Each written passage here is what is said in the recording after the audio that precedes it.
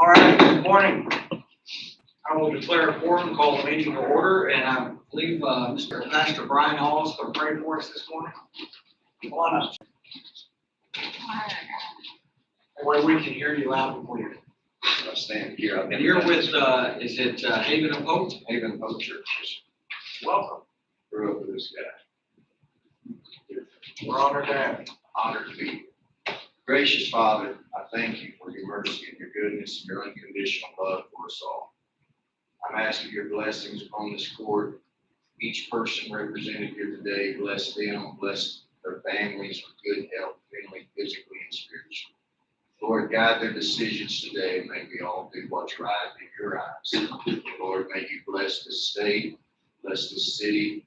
God bless the United States of America. We ask it in Jesus' name. Lord, we ask one thing, that you will send an abundance of rain from our land. We ask this in your name. Amen. Item number 3 is recognition of special guests. I see the sheriff and our elections administrator. I see Lisa. Almost solid special guests in the audience this morning. Item number 4, citizens' comments. I do have someone signed up to speak. Diane Henry would like to speak about the county septic. Now's your opportunity to do so. Come on down, like the price is right. Well, I've been asking, and just from the paperwork looking, it seems as though county septic is under the guidance of the state, unless there are items passed that add further requirements or restrictions to establishing that. Now, I know that Brownwood already has additional restrictions and requirements for the city of Brownwood. But my question is, are there any further restrictions that apply to the county as well on a parcel that's more than 10 acres? And I've talked to everybody, nobody knows. And said, oh, just go ask the commission, they'll know. Have you not been at the meeting? Yeah, you've been up to our office to check that lady up there. Rita Thompson? Yeah. Can we answer the question first? There are. Because, well, okay, I'm gonna be nice and say that I feel like I'm not getting the full story. And so, as an informed citizen, it's my right to be able to look up if there's further restrictions. Where are they? What are they? Because sometimes people make mistakes, they forget, they say the right thing, or you misinterpret what they said. And so I was going to look for myself and find out what they were. But I've been online, I've done some research, I can't find it. Because it doesn't matter the size. Yes, Yes, it it does. Yes, Over a it does. certain amount of acres. Over 10 acres. The only house on that property, you might have inspection. But it's more than one property, one house. Like arson rules, I don't remember how to. Yeah, but it's more than 10 acres. And that's what the form says too, online, But I that you think did. only one home. And the latest, there's only one home, but, well, there's not a home yet, but, there's a separate form for over 10 acres and the fee is only $25 because there's no inspection required. And, so that leads me to believe I'm going by the laws of the state of Texas and not for Brownwood municipality, or that there's no further restrictions. I've already checked on that, or if it's in a flood zone.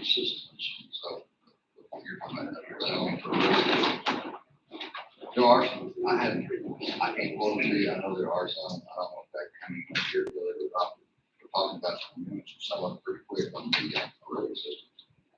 But Both of those be written, she assumed that I had them in my office, and I'm not familiar with anything like that has been septic.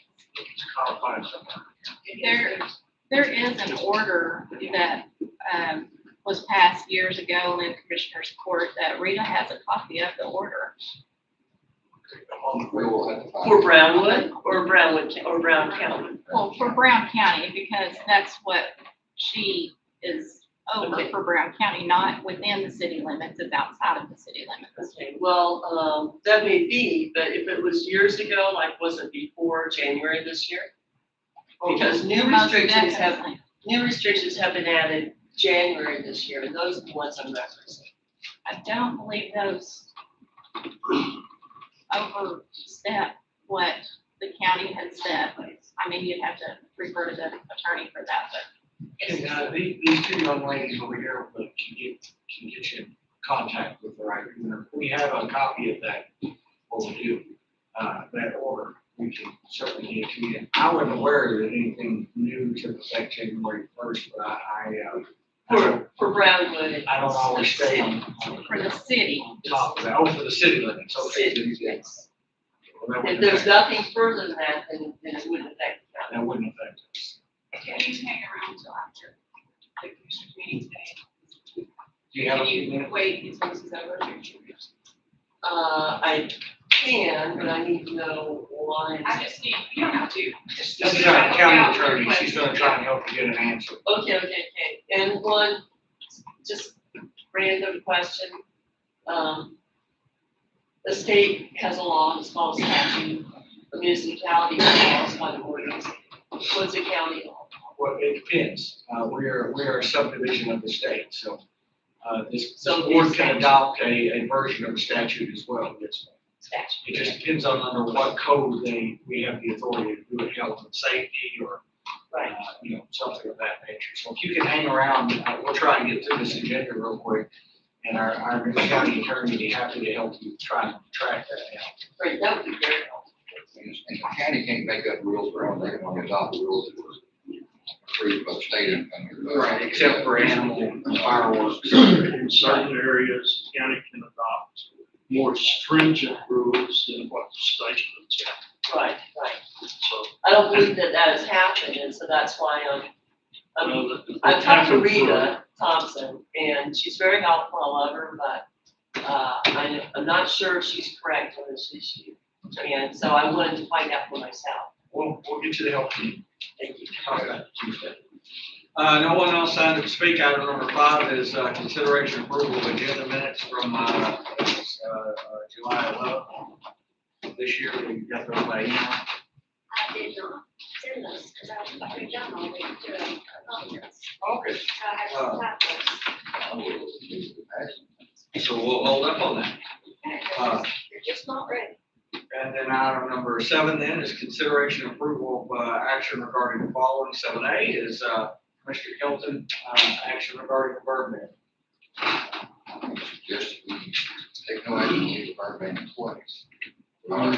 I'm in favor of leaving it in place. We are gonna work to get a permit, so they can do some burning inside the waterway out there. North part of Grand Lake, Park on Mount Burns, debris in the waterway. That's a, I'm saying I'm still in favor of the burn ban. I think it should remain. All right, so we'll take no action. Sheriff, come on. Item number 7B is our sheriff consideration approval of declaring a dilapidated vehicle salvage and property. Good morning, everyone. I have a 2019 Chevrolet Tahoe that we totaled a couple years ago. Insurance paid us for it. I turned around and bought it back from the insurance company for $300 and something, and we got the motor and transmission out of it. So we're ready to move it on to the salvage yard. And then I have a Dodge Charger 2011. It's got about 170,000 miles on it. No, the motor transmission's shot in it. So I'd like authorization to have that declared surplus so we can actually do some firearms training with it. Shoot the windows and doors and things like that. That's only 2 vehicles I have. salvage. Salvage, yes, sir. I move we approve the sheriff's, request and for to place 2 vehicles as salvage. Thanks. Y'all got it. All right, I have a motion, a second, any further discussion? All in favor? Now, 100, I'm sorry, Judge, I didn't mean to jump through. Motion passed. Yes, ma'am. Actually, we're out of female space, so we've been keeping a few females for Hood County. We reached out to them to come get their inmates because I have 2 females in Mexico County jail. So we're having the house over there because we have no room. How many females do we have? I think there's 6. Why would we do? Yeah, just so y'all know what's going on with this. Thank you, sir. Thank Thank you. you. Item number 7C is in Charles, is our elections administrator, Larry Franks. Larry, come on up, explain what we're about to do. He needs to speak to us regarding the public hearing, countywide polling program. We started this back in November, December last year, and I thought because we weren't changing anything, just, open it up, we didn't have to do all of it. Well, we have to follow the law. The law says we have to have a public hearing. So, what I was gonna read real quick was, what I read to y'all back in November. I've also passed this on to all 7 school districts, or into the city of Brownwood City Council meeting. And I've also passed this on to the other 3 cities, Bangs, May, and Lincoln. Do I need to declare the hearing before you read that? That's what I was reading. Okay. I don't know what you're about to read, so. Go ahead. Tell me. Well, Are it's we just- having the public hearing Yeah, today? we've got it on here so we can. I just don't know if I need to open the hearing before you read that or read that after. It can be part of the hearing. All right, well, then I will declare a public hearing and open for elections. How do we word this, Larry, for our election locations? No, sir, to approve the countywide polling. Polling locations. Places, okay. All right, so anybody in the audience that would like to speak on this, now is your opportunity to do so. Why don't you go ahead and read what you can. Okay. Like I said, I sent it to all the cities, all the schools, both water districts, and both of the party chairs, and we're getting responses. And what I'm telling them is, I'm asking for your support to use for the use of vote centers in Brown County for the November 2022 election. Your assistance in taking steps required for submitting the proposal to the Texas area state. What are vote centers? Vote centers are another name for countywide polling places. Instead of requiring voters to vote at their precinct polling locations, vote centers allow all registered voters in Brown County the option of voting at any of the county's polling locations on election day. It allows election day polling places to operate in a similar way to early voting locations. Pilot program to permit countywide polling places was authorized by the Texas legislature in 2005, and the first program was implemented in Lubbock County in 2006. Since then, additional counties have successfully participated in the program. For the past year, the Elections Administration Office has been moving steadily towards investigating and developing the infrastructure needed for this program so that the computerized poll lists these are not connected to the voting system. With real-time updates will be available at every election day location. This is not only a legal requirement for using vote centers, but a necessary tool for preventing vote fraud. And what I've done, we have finally found a device that, when turned on, it acts as a hub, and the laptops that check in voters can hit this hub, and the hub reaches out and finds, towers. It's like a cell phone. And so all the polling places that don't have internet at the facility, they now have these phone jacks. And so all of my polling locations are online, during election day. Benefits of vote centers. Vote centers provide numerous advantages, including giving voters more election day options and greater convenience. For example, a voter can vote close to work if there's not sufficient time to get back to his or her neighborhood polling location before the polls close. Number 2, eliminating voter confusion about where to vote on election day. Because we have such a mobile population, voters who sometimes only vote once every 2 or 4 years, there is a significant number of voters each election who do not know their precinct polling location. For the past few elections, 80% of the phone calls we received were from persons asking for the location of their precinct polling place. Additionally, citizen complaints are often associated with this issue. For example, we hear, why do I have to drive past the polling place to get to the polling place where I'm registered? That would be for somebody who lives in Blanket, had to drive from the city to work, had to drive past 2 or 3 election locations to get back to Blanket to vote for their, in their precinct. They'll be able to do it here in town on election day. Number 3, reducing the number of provisional votes that are cast each election and allowing more votes to be counted. Many of the original voters cast in the past elections were related to persons unsure about their precinct of residency. If a voter insists on casting their ballot at the polling location where they showed up to vote, and it is not their registered polling location, the vote must not be counted. And this will survive, take care of that. We won't have to worry about the original. No matter what polling location they show up at, they'll be able to vote their polling place, their ballot, say. And then 4, providing voters the service they want. According to surveys taken in other counties using vote centers, voters have a high satisfaction level with this type of voting. Some studies have been made assumption that vote centers increase voter turnout. Challenges.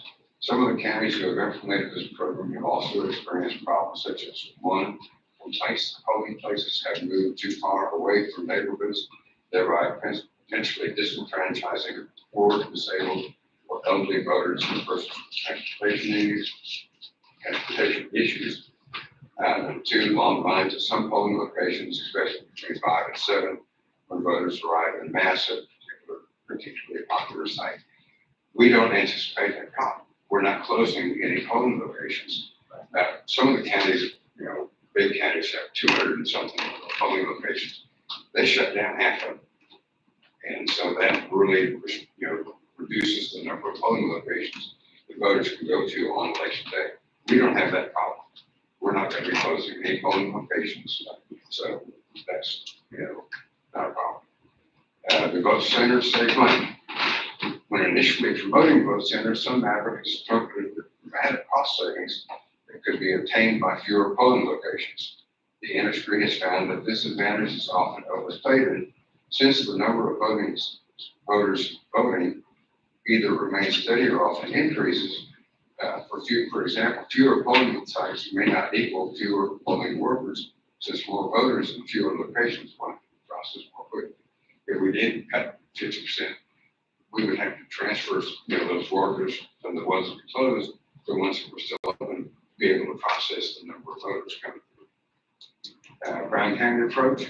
The goal is to offer citizens of Brown County, the benefits of vote centers without the downside. The voters of the county will be able to vote at any open polling place on election day. We do not anticipate closing any polling locations. After several elections under the program, we will be able to better analyze the situation. Allows us to cut back to 65% of the number of polling places for the first year and then 50% for subsequent years. Currently, although we have 18 precincts, we have reduced the actual polling locations to 15 due to utilizing a joint election precinct due to lack of turnout. During the presidential election, we only cut back to 16 polling locations, and that's because we opened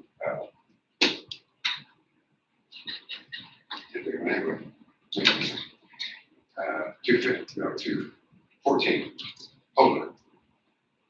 On presidential election, we do open polling to allow for them to vote on presidential election. By law, the first year we could cut back to 12 locations, and after the first year of successful implementation, we could reevaluate and cut this number down to 9. But at this point, we don't anticipate closing any locations. Question? I have a question. Sir. So my main concern was gonna be your internet connection. You told me how y'all were doing that. So in the event that you lose internet connection during that process, what do you do? Or how you are aware of it? We're aware of it because we have at the office, the software that we use, we can watch every polling location and it tells us whether they're active or inactive. It tells us whether they're connected or disconnected. By watching that board, we know whether we have or don't have a particular polling place on the night or not. So the last 2 elections, say that we had no trouble there? No trouble at all, sir. No trouble was getting them to turn them on. That was a concern. I know earlier, I was like, well, we can't always keep a steady connection, but you've had a steady connection for the last 2 elections. Yes, sir.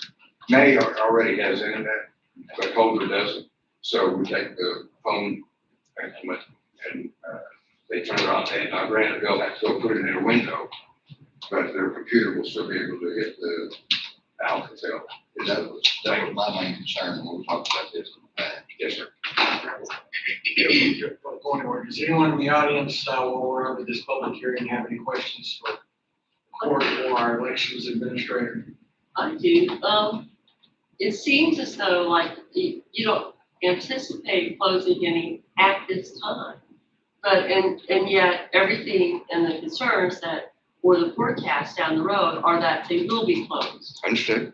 And so I see that pointing to direction, and it could be that county residents could be in a situation where if they want to vote, they have to come to Brownwood because it's more cost effective, et cetera, et cetera. Well, I understand. No. As also the convenience. When we talk about convenience nowadays, I mean, we're so used to our cell phones, we're so used to having things online, but that's good, but you lose a certain amount of privacy. And also you open it up to lack of security. And I've lived in a lot of states and watched you go through this and it's step by step.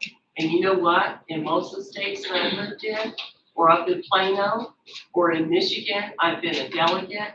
I've watched this happen. To me, it's not a good thing because it seems okay for now, but unless I feel like comfortable about the security of where it's going, I don't see it as a good idea. And how would you respond to somebody having concerns over the security of the system? Because that's a real factor in considering. Yes, ma'am. When it actually comes to counting the votes are recorded. Well, you get a paper ballot that you stick into the duo, and you make your selections, and it prints your selections. So one, you get to verify, how you voted. Then you go feed that into a scanner. And we've had a couple of people walk out with the ballot thinking it was a sample. You actually feed your ballot into a scanner, which reads the ballot, and that records on a duo that is sealed in the machine. That machine back to the office. They do not break the seal. We break it here at the office, and we get the device that records the votes, hand it to the tabulation center. They actually record the votes. None of that touches the internet. It's totally air gapped. The check-in system is the only thing that touches the internet, but it's a secure program that so far, knock on wood, nobody has been able to hack because of the security links in the program. The polling place machines have to log into the internet site, and that's where the check-in information is transmitted. Polling place location is just going to allow you to vote at any open polling location. Now, the reason I said, we don't anticipate, we've got 4 polling locations here in town that are within a mile. I mean, within a 1 mile stretch, we've got 4 locations. Blanket, Zephyr, May, out at the lake, Crossroads, Rocky Creek, Bangs, Brooksmith. Those are all too far away, and they have their own group, that vote at those centers. We aren't going to close those. Well, the other concern I have when you discuss like not voting in your community is that voting in your community is also a way to protect from massive voter fraud, which may not be an issue here now, but having groups of voters come in to a polling area where it's not their resident. If it was their resident area, people know them, generally know the people who live in the area.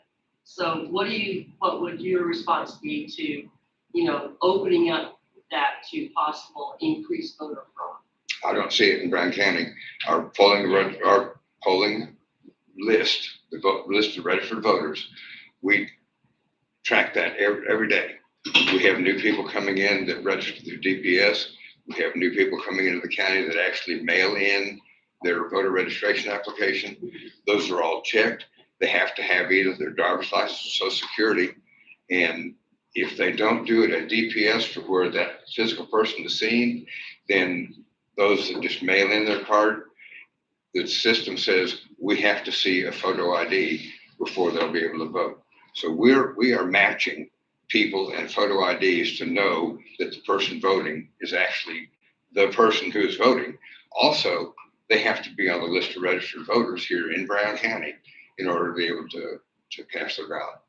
Well, I will say that Brown County is really good about, the security, so far as I've seen, more than other counties, more than other areas. But that to me is a concern, as well as, like, in Nebraska, there's a big change that happened when they went from actually counting the paper votes to loading it in a device. And Understood. downloading it. And after every election, the Secretary of State mandates that we do a partial manual recount. Oh. In other words, they will pick 3 different precincts and they'll pick 3 different elections.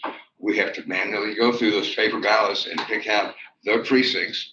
And then we have to manually count the race that they randomly pick. And if that doesn't match 100%, then they're going to add more precincts or more races. So we've never had a 100% manual recount, but we have the paper ballots to be able to do that manual recount if it ever comes up. Thank you. Thank you.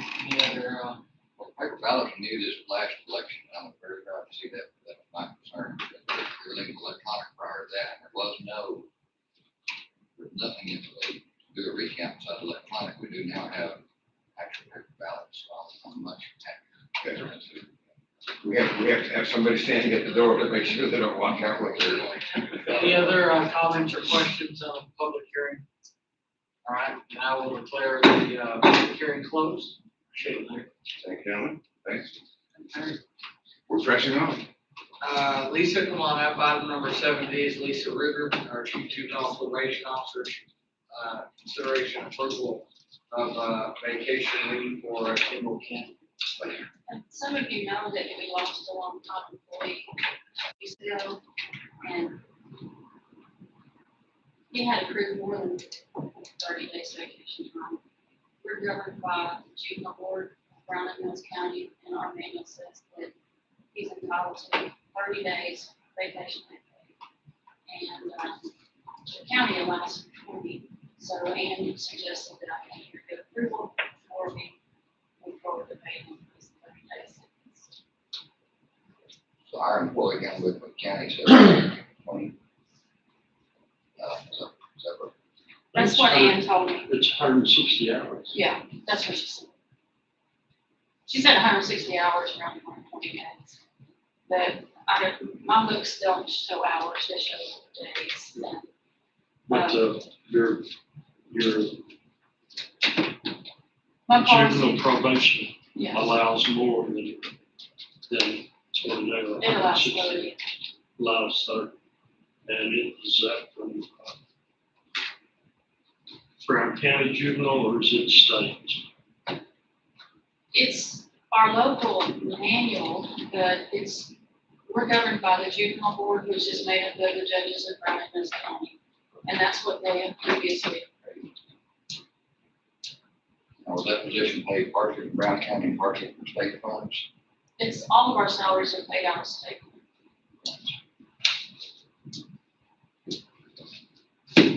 Even like you said, the 30 days of vacation, state funds, Yes. correct? Yes. I see no reason why they can't go by, since Brown County didn't pay it, you don't have to follow our rules, you follow the state rules. So if it takes some action for us, then I move we approve the vacation pay for Kimball Kent at the juvenile probation office. It's a little confusing also, because we have a county employee handbook, and it says one thing, and then we have another one there. They're not county I know, employees. but I'm saying, are they on county insurance? We are. So, I mean, so it's kind of, how do you know what it's with? But I mean, I see what you're saying, but if they're on county insurance, then they're somehow. We're kind of a hybrid mix. So, And they are governed by the Brown County Juvenile Board. Just like she said, takes in the judges of Brown County plus Yes, again, But the higher salary we're speaking of is not Brown County. no, So state goes, if you follow the state rule, that would be my, I mean, I'm saying if it isn't. This is Brown County clothing, they're not. Yes, they are, but they're not. So, they're our insurance, but they're not on our pay. well, it'd be sort of like the appraisal district. We don't pay them, but they're on our insurance plan. We pay no part of the salary. Excuse my probation. Not that I'm aware of. I create two budgets each year, one is state and one is local, and all of the salaries come out of state. That's 75% of our income is state. Your motion, and a second. Motion and a second, any further discussion? All in favor? Only if it's truly all state funds. So did you vote for it or not? Well, if it is confirmed that it's all state funds, yes, I'll vote for it. I hear it. I'll have count. She confirmed it. Thank you.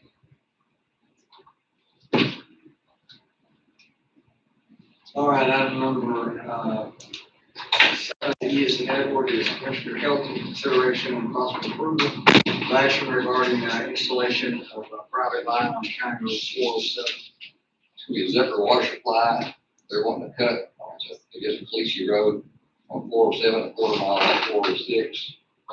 I move that we allow them to do this installation, to county specifications. Second, Motion and a second, any further discussion? All in favor? Carries unanimous. I do not have, I have this, but I don't have it together. Okay. Item number 7F is Mr. Russell with Ryan Passage. Come on up, sir. So we'd like to seek approval for action regarding unresolved issues on the state of the building here. You're all familiar with what. Morning.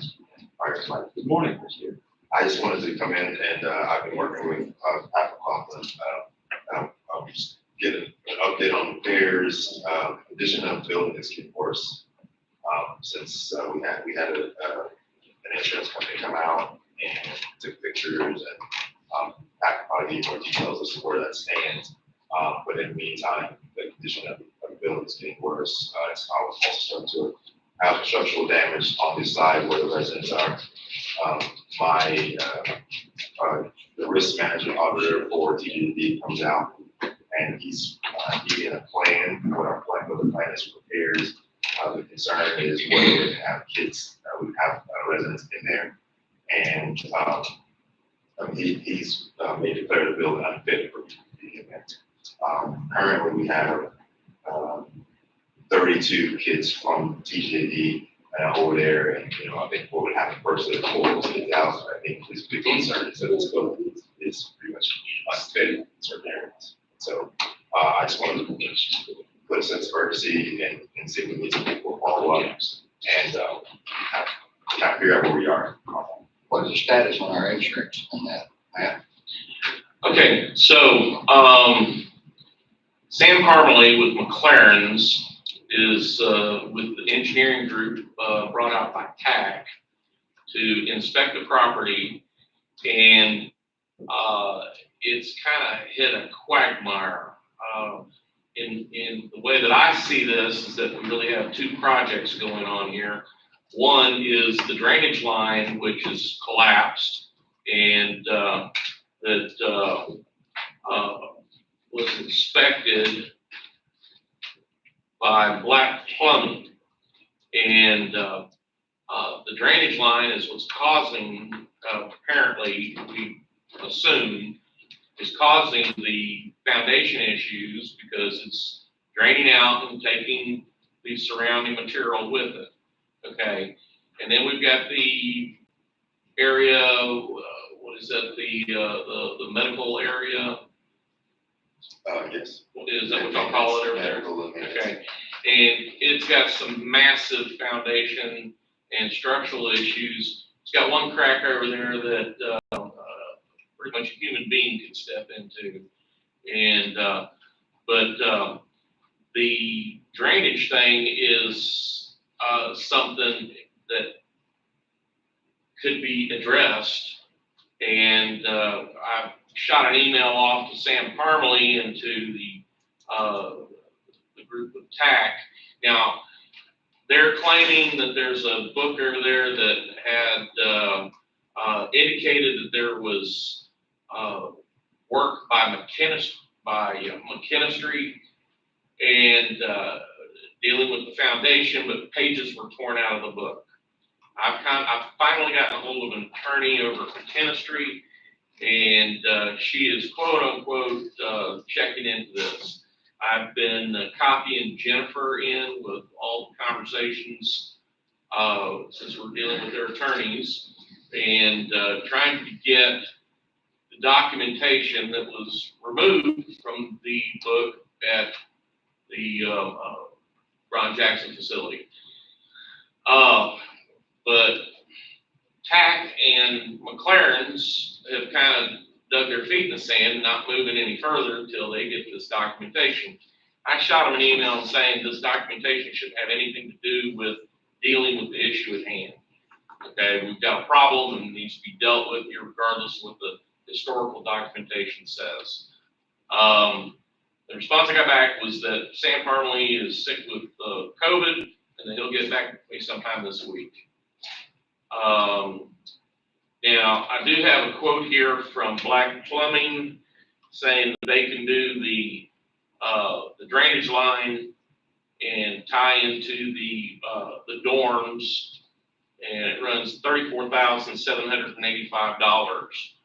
And if it pleases the Commissioners Court, I can put this out for bid and get multiple quotes and see what we can do on comparison there. Sam Parmalee with McLaren's, it said the first step that he would have is that we'd need to have all water lines, not just 3 that they did. And I say water, that's gray, black, and clean water. Checked out and examined before they would take any further steps. And I reminded them of that conversation saying, who needs to take that action? Is it us or is it TAC or what? And because it's all very muddy, who's responsible to get started on this deal? And I'm trying to get some straight answers out of these guys. It's not helping the Oaks right now, but I understand their concern because each day, every time they flush a toilet or clean something in the kitchen, it's eating away at the foundation there.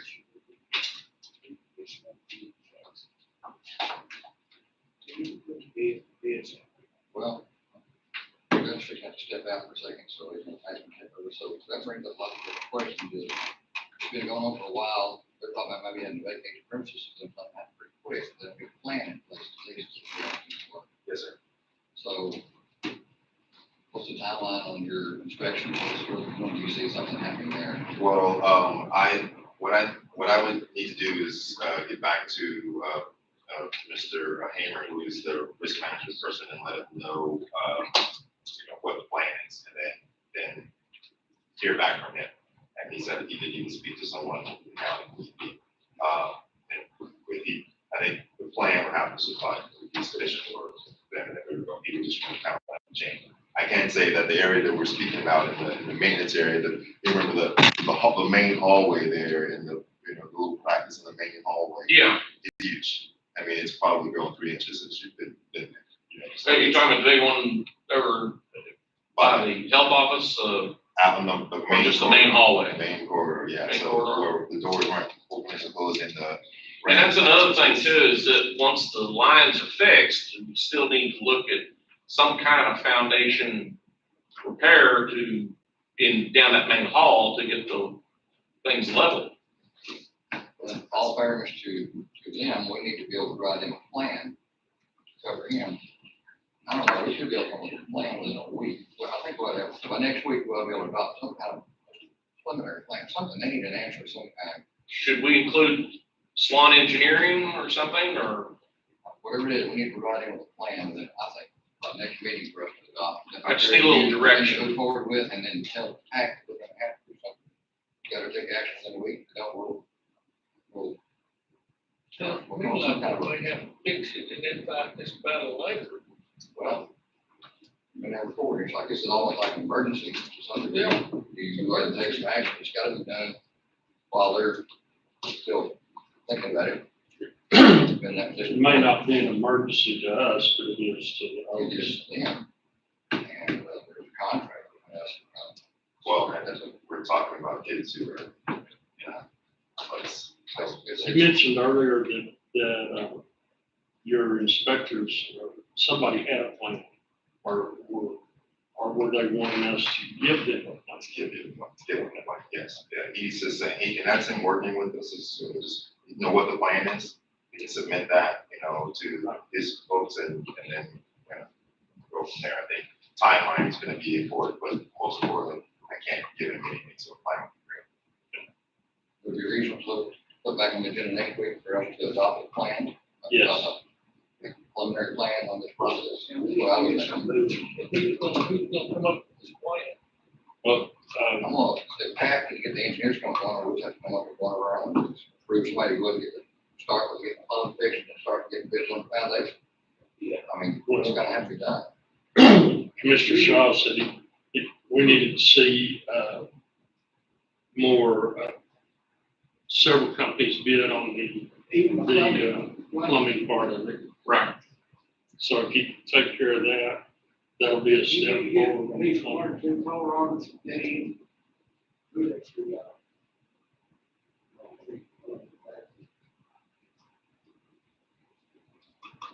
We should surely be able to come up with something in a week, just some kind of something. Just get a couple more bids. Like I said, like, you Doesn't know, matter who.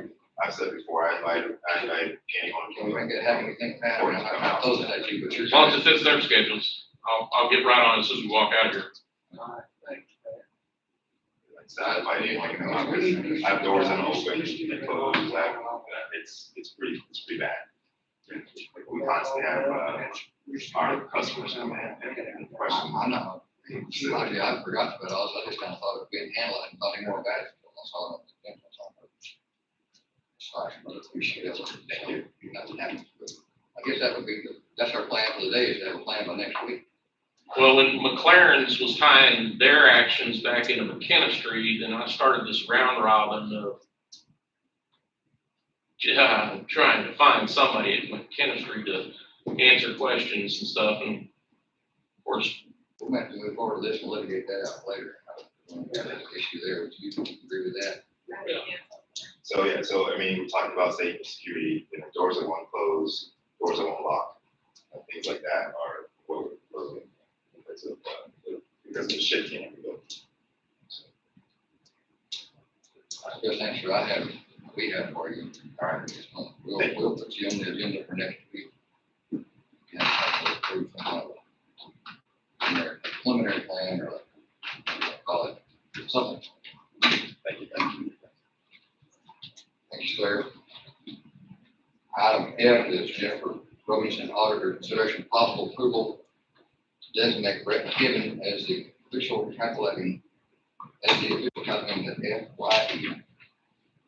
Fiscal year. 2022-2023 tax rate.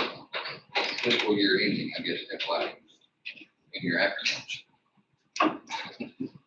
That's all part of the budget numbers and figures and it's like, so with the SB2 that passed down, we are supposed to designate an official each year to calculate, who is responsible for calculating the tax rates and getting all of that information posted.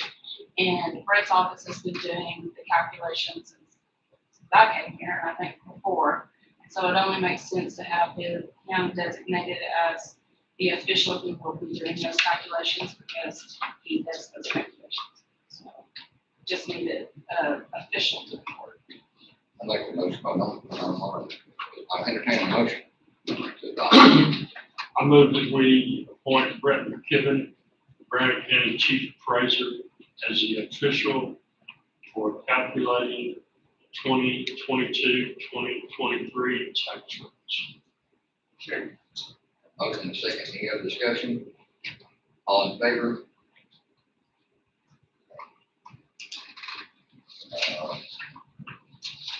Commissioner's comments, we're going to do item 9, while you're doing the bills. Thank you, Larry. Comments, thank you, Gary. Back to item 8. Consider approval of paying bills.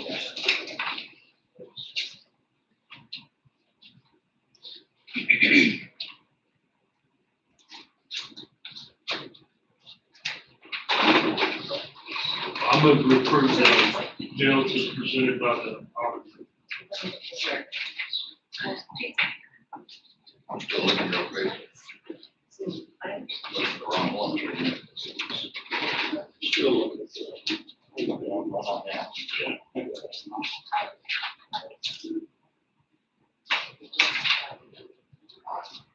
County All hasn't in, been. all in, we have a motion and a second, all in favor? We roll back.